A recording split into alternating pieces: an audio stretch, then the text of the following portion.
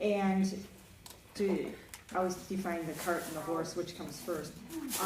Ultimately, where we're headed is when we finalize a mission and vision, what that does is it not only helps the entire congregation understand why we're doing what we're doing when you see things that are being done and when we have these conversations, but then when the leadership is getting together, it's a great guideline with your cooperation and by you saying, yes, this is who we are and this is our mission and vision, for the leadership then to make good decisions based on that. So we're kind of all on the same page and walking in the same direction. Does that make sense? Yep. Okay. Of course it does to Renee. So before we start talking about a mission statement, let's just quickly define. If you're not in business, you might not have heard some of these definitions before, so it's just good to review what a mission statement is. So a mission statement is a little more general than the vision. That's why we're going to talk about that first. And it's basically what we do. Okay? It should reflect the unique identity of Brookdale Covenant and the unique personality of Brookdale. And in the end, we want it to not sound like it can belong to any church, but it's got to really sound like it belongs to Brookdale Covenant. Okay? Because, you know, every church, of course, evangelizes and all that kind of general stuff, but we want to reflect our personality in it. And it's got to be clear. It's got to be something that you can repeat, and it can't be a paragraph long. It should be only 1 or 2 sentences. Okay? And focusing on primarily what it is we do internally as well as externally. So on the side, on the sheet on your paper that says defining a mission statement, look at that side. I got the feeling you're all there already. Let's review the first 4 weeks of what we talked about. And tell me, I'm trying to think, okay. Trying to figure out when to write on the flip chart. So you'll see there the first week we identified our values of compassion, caring, that's kind of goes with kindness, charity, which is our sacrificial giving and our serving. So I kind of underlined key words there for you. The discipleship making, those relationships that we have, especially on Tuesday and Wednesday nights, and being relational. Okay? And then in the second week, we talked about the Great Commission and the Great Commandment. And I think we agreed, most of us agreed, I didn't hear from everybody, that Brookdale Covenant is good at the Great Commandment, the loving one another. Okay? And we talked about maybe some of the things, some of the classes and some of the conversation we need to have about the Great Commission to strengthen that a little bit better. In session 3, when we talked about loving our neighbors, Brookdale Covenant encounters and serves those in need and who come through the door. Brookdale is missional, and one of the nice things that came out of that is Pastor Chris sharing those stories from the pulpit on benevolence communion Sundays. Yeah, okay. And then session 4, we talked about how Brookdale balances social gospel with evangelism, and we talked about some of the leaders at the church are doing deep Bible study, and that again is another one of our strengths, and lessons with the kids on Wednesday nights. And again, we talked a lot about the evangelistic component that I think would be a good thing for us to, as leadership, maybe talk about over the next year or so, classes and things that we can do on that side of the spectrum. Okay, so if I asked you, why do we exist? What would you say? What would you add to all of this? Or let's start putting together some words to see if we can all land on a mission statement, or at least get started on a concise mission statement. So why do we exist? Understanding God. We like to understand God. We like to be open with each other. Is that part of relational? I don't know. Yeah, Mm-hmm. Well, primarily we gather to worship.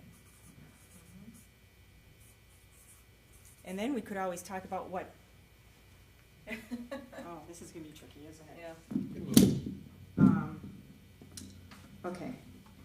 For the camera, we've got understanding God, being open and relational, and to worship. We gather to worship. And again, there's I would think that would be our primary goal, primary focus. and there's and there's a whole conversation behind what worship means. Right. Is in with worship is fellowship. It can be fellowship, yeah. With it can't be with it. Well, actually, we could put fellowship up here. Yeah.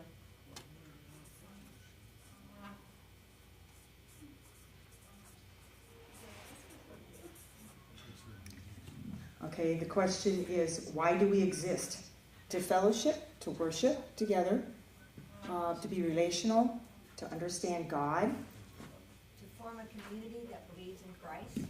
So I'm not sure if there's a word for that. That's a good one. A community that what? I'm sorry. That worships Christ or believes in Christ or community that... Renee, you got a good way to pull that one together? Community that... I would use the worship word. I would use to form a community that reflects I like Christ, reflex. that makes Christ's work available to the world. I don't know how to say that. Or it also supports each other Yeah. in their beliefs. It forms a community. To help each other. There you go. Okay, supports and helps one another. Yeah. And reach out to the community. Right. Okay.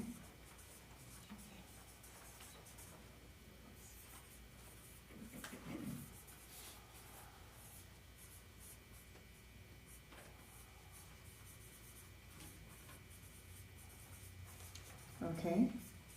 That reaches out to the community, and there's that evangelism piece again. Mm-hmm. Understanding myself and how I relate to God. Well, you got understanding God and So. thank you. Let's start with and self. Remind me if I don't repeat for the camera. Where was I here? So what makes us unique? Because you could probably say that about any church, right? We hope so. Yeah. Mm-hmm. So what does Brookdale Covenant do that's unique? Well, it's interesting to me that what we're listing up there, a lot of that stuff is related to us and taking care of ourselves. What's on this page is all about what we do outside. External.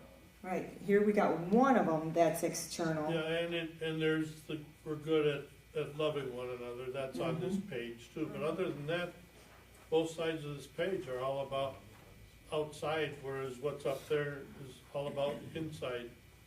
Right. Okay, so what would you add to the list? That was just my comment. Okay, so the comment basically is, everything we are saying is all internally focused. We've got the one external about reaching out to the community. So, in the why do we exist and what makes us unique, can you think of external comments? Great Commission. Right. Would that be reaching out to the community, or would that I be don't know. another statement? That could be like helping people that need bus fare. I mean, is reaching out to the community evangelism or is it social work? That's what I'm asking you. So that's probably, That's too vague, I think, okay, so that's probably more social. as opposed to the Great Commission. It's not evangelism. Sorry for the writing. That's good. The whole thing's wiggling. So evangelism and the Great Commission, I'll say. We're still talking about any church here, though. Anybody come up with anything that's unique to Brookdale? Well, we are. The people of The people of Brookdale are unique from Okay. people in other congregations because, and we're multi-generational. So people, okay, I'm gonna put up here as a kind of a title. People of Brookdale are unique. in many ways, I'll finish. To Some are Brookdale. very unique. That, Okay. less so individually, more so as all of the people that are here. So as a total, right, how do you define that total? We're a family. Diverse, diverse family. both generationally and Okay. racially, almost any economically, I mean, just about any metric you wanna use, there's a variety of them here. True. Okay, I'll put in all, I'll say diverse in all ways right now. And What is that? Is that unique to just Brookdale, or is that unique to any church? Well, that's a good point. I mean, our uniqueness can't be solely unique only to us. There's going to be others, but as a general, we're probably more diverse than a lot of other churches, right? Yeah. Yeah, churches tend to be pretty homogeneous. Yeah. Unfortunately, that just continues. Diane. Well, I think personally, one of the things that makes us so unique is our deep care for one another. And how we care for each other and how we reach out to each other. You know what? Can you define that even more? Because I've been trying to define it ever since I got here. And because I try to explain it to people and I just don't know how to explain that. So she's talking about the care, the compassion. The compassion we give one another, how we help one another, how we love one another, we befriend one another, you know, and I think because of that, it helps us to reach out to new people that come in, to neighborhood people, because we have that for each other in our membership, in our building, in our whatever, how you want to describe it. Can anybody tell me why? We're talking about the compassion and the caring that Brookdale has. Why do you guys have it and I can't go to another church and find it? I think it's because that's the way our parents were, it was an example set for us, and we continue that. Oh, I also think it's the size of the church. Yes. Yeah. We're small enough to be a, Larger church you get lost in, but a Yeah. smaller church you You get connected. cannot hide. yeah, we're small enough to be like a family. Yeah. A large church, you don't know each other. Right. okay, there's where your family comes in. I was trying to figure that. Yeah. Size is like family. Well, the Catholic church I went to, boy, nobody knew anybody, and when church was over, everybody just got the heck out of Dodge. Right. And I've talked to many people that go to the large churches and they will come right out and tell you that's why they go to the other That's the churches, appeal, because right. they can Be get in and anonymous. out and disappear and nobody They don't talks to have them if they like that. Right. I don't understand it. I also think some of that is, some of the community feeling, that's the word that I use, is born out of hardship. You know, I think there's been a lot of historically, there's been a lot of difficult things happen. You can make a long, long list, both interior and exterior factors, that have sort of made people more authentic in their relationship out of need. I don't know if there's a short way to say that. People are broken and we need each other. Yeah, there's just a more Well, honest, You know, I mean, it's Yep. it's more than being friendly. People need each other and they need the support and love that others have. there have been a lot We of can't do people, it on our own. there've been a lot of people that have come and gone, and they've gone at the occasions of these hardships and whatnot. right. So those of us that are left, Yeah, but we've also equipped a lot of people that go out and do No work question. in other places. yeah. I'm talking about relating this hardship business, the difficult times we've had, have caused a lot of people to just up and leave. And s- Yeah. And so then those of us who are left are kind of left to kind of pick up the pieces. I put down remnant. There you go, good Yeah, word. yeah. That's a good word. That's a great word. So out of the community that's born out of hardships, which I think is really a good definition too. Brookdale's been through changes, so people need each other. Mhm. There's the remnant that's left since the conflict, that something like that. I'll have to fix that. Okay. Anything else? I'm glad we're defining this. I think that's the thing, is that when you know one another and you feel like a family, then you can work as the body of Christ. Right. Because you know each other's weaknesses and strengths. And so you can, if you need help with something, you know who to go to. You know, you don't necessarily have to just go to the pastor and ask them. You know that so-and-so has this strength, and so you appeal to them, and they're likely to help you. Yeah, there's a lot of brain science that's been out over the last decade about what happens in relationships when we feel known. Yeah. And so I think there's a lot going on there too, so that's a good point. Pastors are important for something, aren't they? Yeah. So what do you want to say about the leadership, the pastors? Yeah. I would like to say that the pastors make some mistakes, and I think they're free in displaying those mistakes and then moving on. And I think people can really relate to that. I don't think we should strive for that, making mistakes, but I just brought up something at the men's group about myself, and a number of people came up to me afterwards and said they relate to me. Do you guys all agree pastors are transparent? Or would you describe them in any other ways? How about the Human. Human. Openly human. I like human. You like human better than transparent? Hmm. Yeah. Because I think there are churches where pastors feel like they need to pretend that nothing's wrong. To me, it's like less of a performance. What do you call that? Authenticity. Authentic then? Is that the word I'm looking for? Not necessarily. That's better than transparent? Renee is not comfortable with transparent. I like authentic.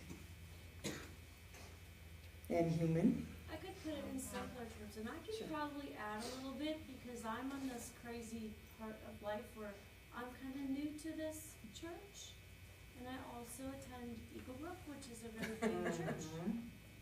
And I attend Eagle Brook with a lot of youth. So I have both experiences right now and have had for a long time. But when I come here, like I would pick really simple words. Like, I think that both the pastors, it's like they're happy people, yet they'll tell you their human mistakes. So I don't think human just does it. Right. It's like faithful, and they build this family where they constantly tell everybody to love each other. Yet they laugh about their mistakes and they move on. And I think you guys are just so sweet in doing that and helping people. And maybe that's where people can get through hardships. And I go to this bigger church too, that the Spirit works there too in very different ways. But the Spirit works here in a way where you just belong. You just belong in God's body. And you have purpose. There's so many people at a bigger church that they belong, and they're given something that they can just go apply right now as the Spirit works. But they're not so pulled in to help. They don't have direct pull in and need. They can walk out the doors and walk in one day a week, right? I don't know that you can do that here.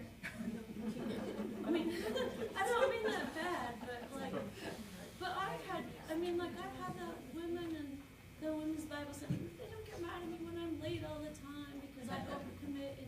And they help me with the darndest things.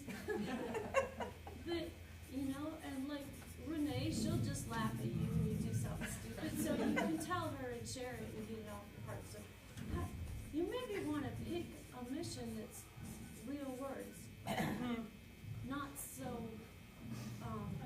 businessy power words. And Well, that's I why know I'm that that's asking. right.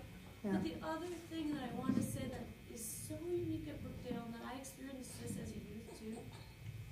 Brookdale has this family sense where, like, I mean, out of the two other churches I go to, the other one is small and a little bigger than this one. But you don't have the kids up in the front every week reading a Bible verse. You don't have some of the junior, senior high kids up in front. Like, you have to earn your way to be up in front.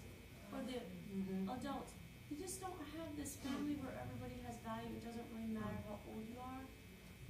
And, like, I think you come here and you see those little kids in front saying a Bible verse that are helping us teach it. And then we learn how to be simple-minded. So I don't know how to say that, but that's somebody just, like, coming in and also being a part of a really big church that is very, God is there too, you know? So I don't know, that was a whole lot, but I'm working on conciseness. Yeah. No, I know what you're talking about. We came from a big church as well, and it was refreshing to. It was run more like a business, basically, is what it is. So that's what I say. You don't maybe want to use business words. Is maybe the, you know. You feel like these other ones are business words? Some Okay. Well, I put up here. Here, with us, you know, we're honest in our words, or to laugh at ourselves, or you know, to do that. We're not trying to, you know, put on any big, you know, show of anything. But it's just it's kind of, this is who we are, and we're taking, you know, that's. Okay, so this is why I added real with authentic. Pastors being relational, maybe,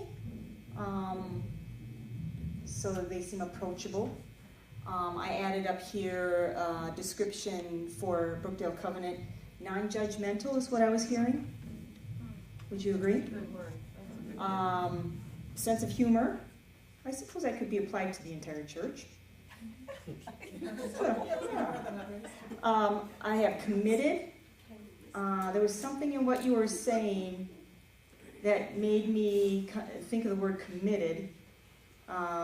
It's like everybody's in it. Maybe. We're not coming and leaving and trying to get out of it. I think that's where I was getting that from. Do you disagree with any of these things so far? Okay. Yeah. I would say accommodating, in that I've never been to a church with such wonderful, wheel-bound folks, or people that have had, you know, physical disabilities or otherwise. We've got a couple kids, you know, here and there that have got, you know, autism or some other emotional or mental or whatever. And then when I visit my mother's church, you know, I ask her if I can bring my knitting, and she just gives me this look like, no, that wouldn't do. Yeah, yeah. That just, you know, they would just flip out and have a bird. You know, a lot of churches probably would. Yeah. But, you know, I listen better. It's my own little, whatever disability you want to call it. Knitting Intentional, disability. it's an intentional disability, if you will, so. Yeah. So accommodating is a good word. That's a good word. Yeah, very good word. Yeah, actually, that's one of the first things we talked about when we started coming here too. Yeah, because there were like rules for the wheelchairs and stuff at the other church, and only one person ended up staying. I don't know what was with that, but yeah. One other thing that I'm thinking of is what brings all that about is because this body loves Christ. And not all churches love Christ, you know, and we keep bringing Christ into our discussions, why we're doing, it's why we're behaved like we do. understanding that Christ, how much Christ loves us and we love him. And I think that's a big part of, well, that's our center. It should be our center. How we behave. And all these other things flow from that. Accommodating and the openness, Yep. caring. So would you say authentic way of believing in and expressing Christ's love? Is that word authentic on? No? I think that, I'm not sure authentic, but Okay, let me know if you come up with another word. Christ-centric. Christ-centered. I think the word maybe experiencing as opposed to believing, that people do experience Christ's work Yes. in their own lives, in worship, and so then it flows out, like Annette was saying, but it's not just belief, Oh. I think it's experience, belief and experience.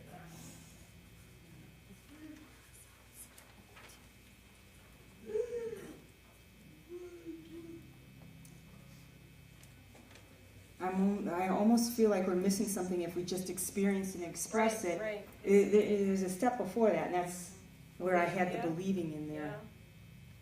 Is it an element of a spirit-led, so that, you know, we sense this Holy Spirit. Do we not have that sometimes up here? motivates us and we can, we'll change what the plan was, so, and be Yeah. flexible. So we're not into the, you know, a pattern that's just, Is that what we're trying to Right. define here? maybe we are, maybe that's it. Spirit-led, does that cover it? Being spirit-led? Maybe. In experiencing and expressing Christ's love? Or do you think being spirit-led involves more than that? it involves more, but it, you know, it's an element of it. That's a big key. Yeah. Okay, so that would be a separate point then. Well, one thing that, I had one of my professors came and taught here, and one thing that he said was that he really appreciated how we emphasize God the Father, God the Son, and the Holy Spirit. Because churches tend to go, like, we are a Holy Spirit church, or we're a Jesus church, you know?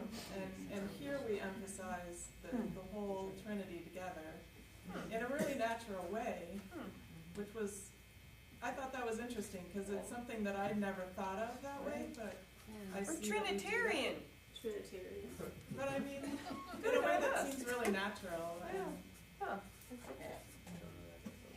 I don't know. and biblical. Biblical is another thing that not a lot of churches are these days. Yeah, that's true too. Yeah. Okay, Dennis. Just an observation. I would use a word that's normally considered a negative, but I think is a positive in our case, and that's non-professional. What's the positive word for non-professional? Amateur. That's not positive either. Well, in a way, I do mean Renee. I mean, a lot of Did you say church- Renee's the one that's not No, professional? but I'm just saying, Casual? this rub against the big churches is that when you look at the big churches, the larger mega churches, they are run by professional people. They don't have the boards of lay people running things. True. They are run by people who are paid to run them right. Right, correct. And in this church, if you look at the numbers, we have a very high percentage of personnel costs, considering our total budget. But yet, if you look at the personnel, Chris is about the only full-time person here. The rest of them are all part-time, and they're being paid for 20 hours a week or less, and we're getting 40 hours a week or more out of them. And, you know, we're getting twice the value of what we're paying for, but yet we're paying more than the typical church of our size. But I guess my point beyond that is that the whole church basically runs off the efforts of everybody. It's not just a few professionals Right. running the show. It's everybody involved. There's opportunity for people to use their gifts and to use their abilities to to do ministry in their own way. You know, Joan and Donna with the funerals are brought up, but there's many others. Even Charlene with tutoring, I mean, that's Charlene's gift, and that's her ministry, and then there's the people that work on Wednesday nights in their own way, doing their own thing. Joan with the meal, I mean, that if Joan wasn't doing the meal, Wednesday night probably wouldn't happen. And Sue would have to do it. And, yeah, Sue would have. I mean, there's a lot of different people contributing in a lot of different ways based on what contribution they have to make. Right. It's an engaged and empowered laity. Ooh. Yeah. Way to go, Tom. That's good. Okay, so that will replace what I just wrote. Engaged and empowered. I mean, there's a lot happening that doesn't get created by the elders of the council. Right, Right. People feel free to step up and do stuff. right. And people are, I think, listening to God or open to the Spirit to respond. And they're free to, Yeah. They have permission to do they it. have permission, they're free to jump in. You don't have to, you know, have been here for 5 years or be a commission chair or be an elder to do something. You can just come here and pitch in That's a good and be point. part of it. You know, Yeah. everyone's contributing. That's interesting because it's actually one of the reasons why I came here too. Just to recap, I had casual, because Dennis was saying non-professional, dependence on lay people's gifts, but as Tom pointed out, engaged and empowered laity and the permission for people to respond to their call.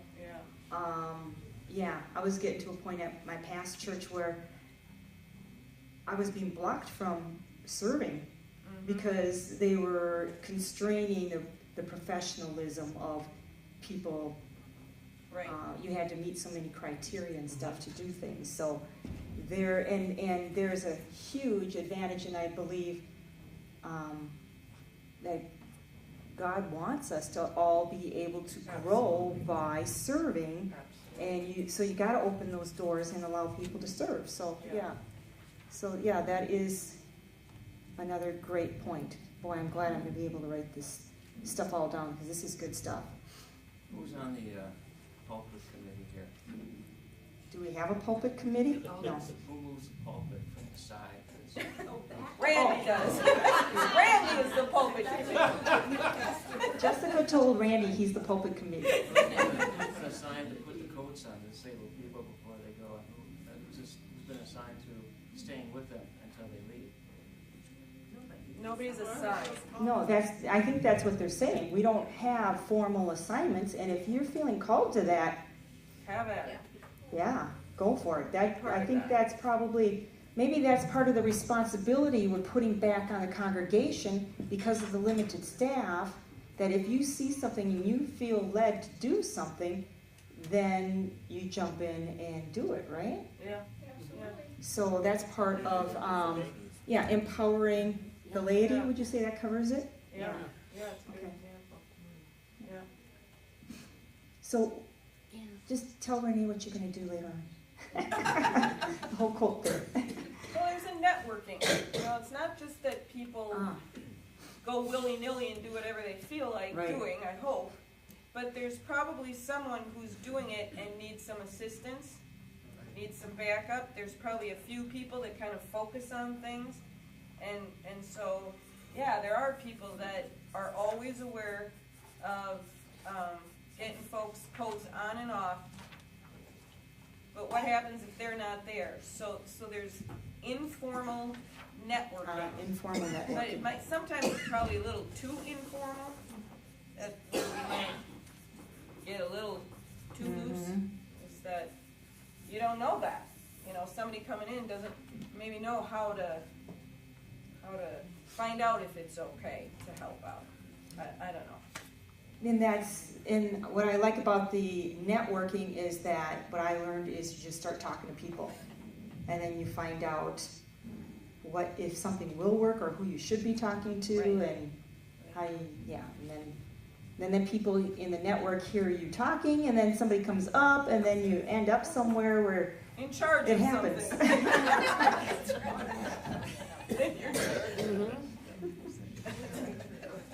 So be careful when you're networking. That's right. Anything else that you can think of about Brookdale? We covered a One word lot. that just keeps coming back to me is life. Life? Life. We're live. We're not a church that stands empty all week. We're not a church that, and our life comes from Christ. Is that spirit-led, or is that something more? I like the Being word life. alive. Well, the old Swedes would say, "Are you alive yet in Christ?" And I think that's a concept. Are you alive? It's the. It's, So if I write that down, everybody's going to understand. nope, only the Oh. old Swedes will get it. That's why I'm like, I'm not quite getting it. But So it's that concept of is the life of Christ crackling? Is it right here? And I think that is spirit led. that's How about I like word- the alive word. How about vibrant? vibrant. Vibrant. It's a good word. Okay, that's probably more descriptive. Those old Swedes, they kept it simple.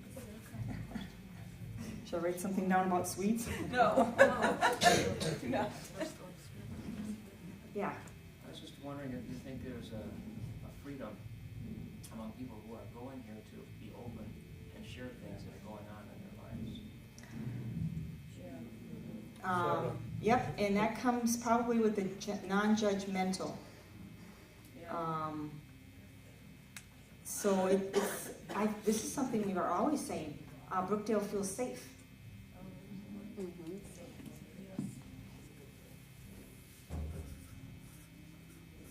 Yeah, I wonder why that didn't come up on my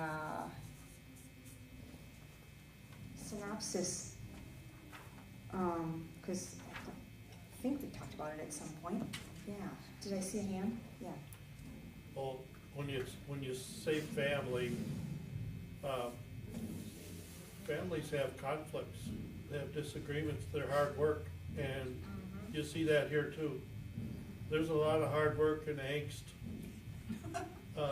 at times, and between, So it's kind of like being in the trenches together. yeah. Is that covered under the fact that we've been through the changes and we've got a remnant left? Yeah, People it's- need each other. Yeah. I'm gonna put behind the needing each other experiences. I mean, it's Together. not always big deals, but it's a lot of that little stuff that just kind of gnaws at you. You know, it's not like Donna and I talk with each other about. We can really understand why people like these big churches because you can just come and go. I mean, there's a certain freedom there too, and it's a certain. You don't have to get all wrapped up in the It's less work. relationships that cause conflict and whatnot. You can just kind of come and go and not have to worry about, Yep. being wrapped up. But in when it. you need help, what do you do? Well, I mean, that's the other side of it. Yeah, I mean, it's just, And then the churches have these business models where somebody comes in and asks for help and you've got to go through certain hoops to get the help. I've seen that too. Yeah. I'm just talking about just the relationship difficulties Yeah. that you experience in a family. And Rela- being in a big anonymous place, you get away from all that. Right. Yeah. You can go and be entertained and come home and feel good, Relationships take work, Yes, Yeah. they do. and people are tired. They don't want to do that. I wouldn't say they're tired, I'd say they're lazy. Or that. I won't repeat that one for Tammy. I liked it though. It's true. Oh, there was something you said, and I lost it. Must not have been important. I think that's why I like to go back to the pastors are human part of it, because they're, both Chris and Renee are approachable on a Approachable. personal level. They're not deities or aloof. And, Sorry, Renee. I thought, you know, Bill. well, in a bigger church, you get the idea that there's an impersonal Yeah. block there, so you know, they don't know you at a certain level, so it's easier to almost listen to your issues or problems or something, and it just goes in one ear and out the other. On the good side here, they do know you for the most part on a personal level, so there's much more empathy when you come to them. The negative side of that is that, again, because they are human, they have their own issues, family and professional and whatever else, and to have an entire congregation that's continuously dumping their issues on them as well creates, you know, excessive stress and hardship on them, so That's making why- them more in need of our support maybe than the other way around. I assume the elders kind of watch out for burnout with the pastors because of, We try. yeah. Yeah, you try, but that's why transparency should be crossed out there, because Yeah, okay, there's a whole lot of stuff that's going on there that we don't know about, okay. so. Is real a good, okay word? Okay. Hope so. So what we got is real, human, authentic, relational, approachable, empathetic. I think there's something to be said for pragmatism too at this church. We have changed directions and done things that we needed to do with, I think an ease that another congregation might not. I mean, going for the Tove Garden. That's true. Okay, And, we got, now we're thinking about the Laotian congregation, trying to meld that into our schedule. And the Sunday school, I mean, we kind of do what meets the needs. And not necessarily strong program, but just what is it that the church needs for the body. okay. Pragmatic is what we got. Yeah, I like that one. I just remembered what I was thinking of when one of you guys were talking. And I added it to this whole thing about community being born out of hardship. There's history. Yeah, I think, yeah. would you say the average lifespan is longer here? When I say lifespan, I mean Staying with the congregation. membership is longer. I don't know. That's an interesting question. I'm getting that impression. I don't see a lot of movement. I don't see a lot of turnover. Not of late, true. Yeah. But there is a long heritage of this church. I can't remember how old it is. How old is this? 100 and... We're approaching 125. So we're 100, that's a lot of maybe close to history 120. for one. So some of you folks have grandparents or parents 120. who were charter members, right? I mean, so there is, But you know what? The church we came from, yeah. that church has its original one-room church at the Anoka County Fairgrounds, and it's got a long history, Yeah, but it still is not the same. yeah. And I don't think a lot of the original families are there. So you also pointed out that your parents There and is, so yeah. family actually stayed here. There is some, yeah, there is a fair amount of that. Well, we've had 5 generations of some families here. We have 5 generations today. 4. Or, yeah, Up to 4 or 5 generations. yeah, Count their parents were Yeah. yeah. It's interesting though, in some churches like that, where there's sort of a family underpinning, then you would get those people trying to stay in control all the time. Gatekeepers. And I don't think that Yeah. that's the way our church is. I think it's very open to Huh. all Yeah. of us That is interesting. running the It's not a church. club. It's not a So club. what do you call that? These 5 generational families aren't trying to be the king of the church. Who are they? Are they in the room? Can they tell us? Sometimes you discover somebody's related to somebody that you're like, really? I find that outside the church. Yeah. Kind of like Jessica's boyfriend grew up here. What? My daughter went to prom with him. And then I find out his uncle lives on our lake, our obscure 10,001st lake in the state. And, yeah, it's really weird.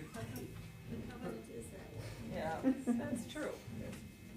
This is Um, probably not really where we're at right now, but I keep thinking about the remnant that we've been talking about. And I think that in all the cases that I can remember that we've been through really hard times, we are on our knees.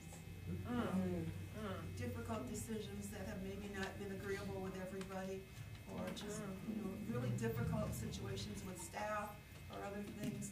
That's where we find ourselves in the prayer chapel on our knees. So, So the prayer so you think support- some of that is a dependence on God? Yes. Duh. Yeah, duh. I love that for a church. Yeah. Oh, I put it here so that I can get it underneath this over here. the comment I made a few weeks ago about people possessing this building or this church,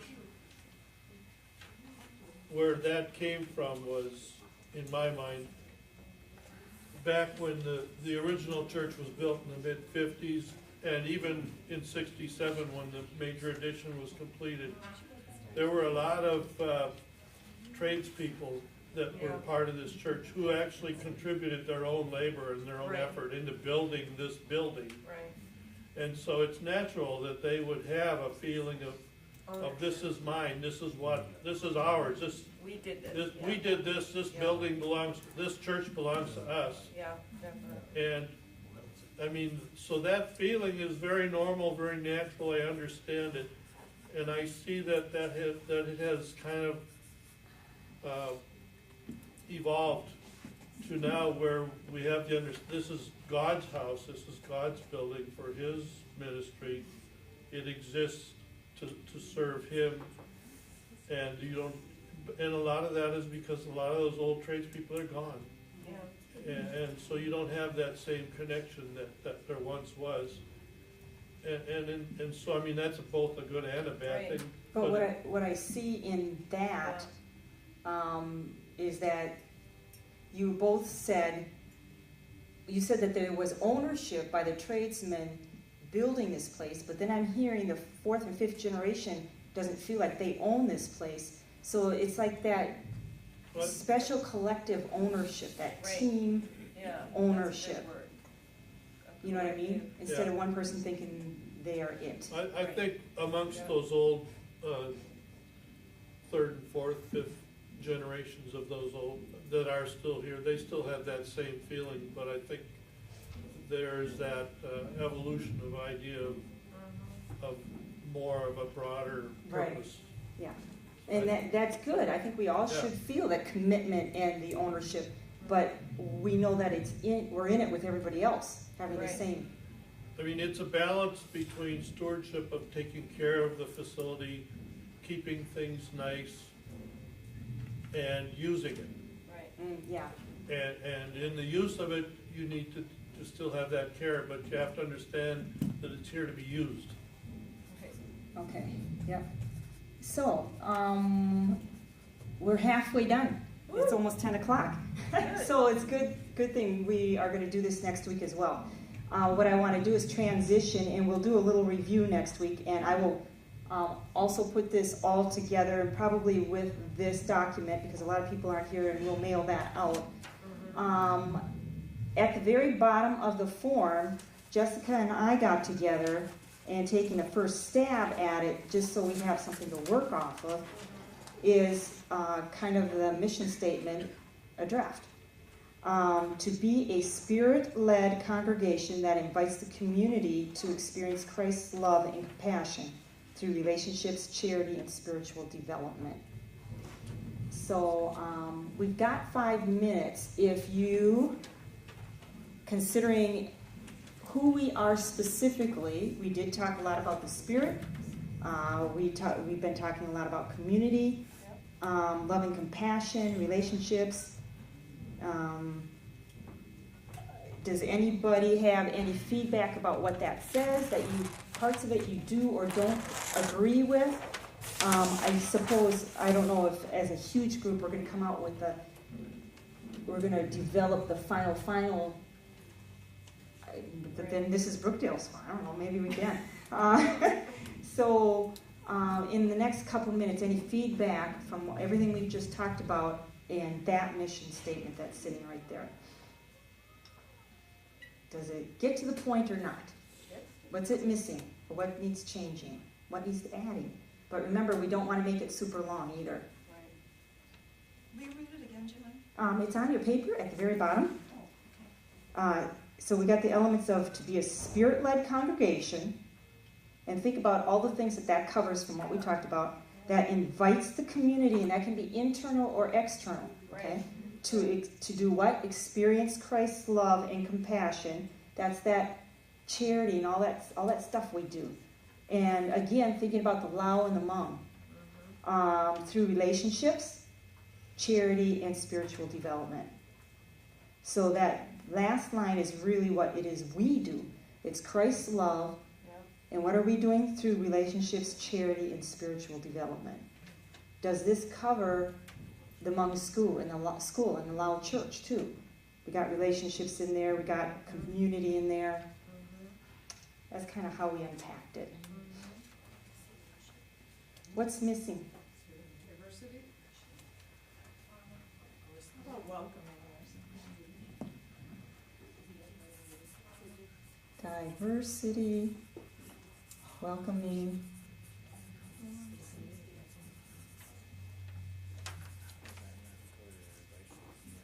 Anything else that's stirring you about that? The only thing I question is the word charity. Yeah. It's a biblical word, Yeah. you know, it's a King James biblical word, so I like that word, but it's one of those words that's, depends on what generation, how they translate it. It can be a negative or a positive. So what would you put in place of that? I didn't know, so that's why I stayed quiet for a little while. Okay. Well, what do we mean by that when you say charity? Are you just talking about us being a giving congregation? At the top, under number 3, the definition that I found, I can't remember where I found the definition. Sacrificially giving of ourselves in assistance to others. It's a service. So is it serving? Does it say giving or serving? Is it giving I or like tithing? sacrificial giving, or sacrificial something. Okay.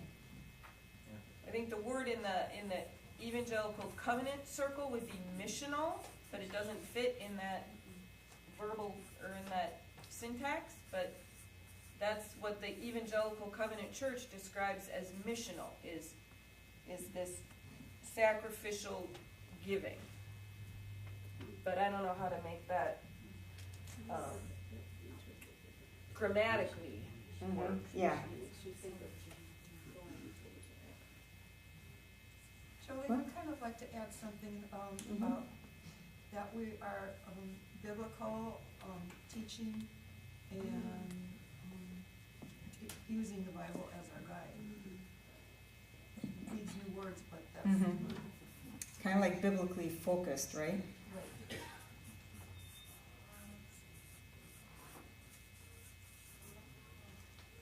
Yeah, those are good. Anything in there that you think we should eliminate?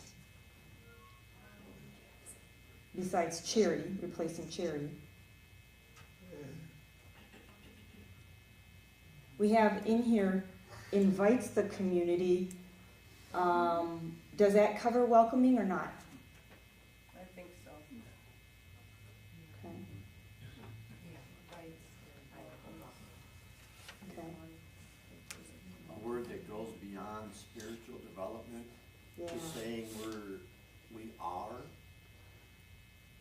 developed, spiritually developed. Is there a word that says that? And I think what we were getting at is more of an action idea of the Bible studies and the personal studies, the community studies, I should say. As Jessica even said, from the pulpit, you know, all of those. Yeah, spiritual development to me is so overused that I kind of went, eh. So I don't know if you think of a better term for. Spiritual growth? Spiritual growth. I don't know, that less business? That covers more than just development. Does it? Growth is saying more than just development, as Okay. personally or Yeah. church-wise, and everything is. It's more encompassing word. Yeah, We used to use the name Mission Covenant, right, and we forgot that we still have missions. right, right. in our church. Yeah, when we talk about community, is there a better word that, or do we put a descriptor in front of community that explains that we're talking about internal, external, and to the ends of the earth? Right, Worldwide community. right. That is that missional word. Right. It's to encompass that as grounded, spiritually growing people, it always gets proved in mission, whether that's local, personal, or world. But I don't know how to say that in a But I think the concise challenge, manner. I think the challenge for this church for decades now is to serve the community, meaning the physical Surrounding. 5-mile radius around Brookdale Covenant Church community. That's, to me, that's been the challenge. And the challenge that, we find being met by Wednesday night. Now, next week when we talk about vision, it's more like a 5-year goal. So right now, with everything going on with the Hmong and the Lao, we'll probably focus more on the immediate, but in the mission itself of who we are and defining that, how can we encompass? So we'll have to think about how do we encompass it all. Right. How about if we say something like, inviting our community here and in the world, or something like that? I want to write it on my paper instead. Okay, and in the world. Yeah. And instead of just the community, I think our community is more like we're owning, we're seeing it as part of who we are. Yeah. Again, the way that the denomination does that is by saying we do all of this and we do it globally.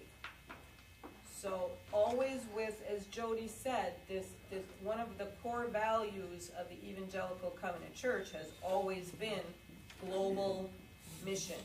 And that is meant to be infused in all of the churches throughout the denomination. So somehow to keep that global focus, I think, is really important.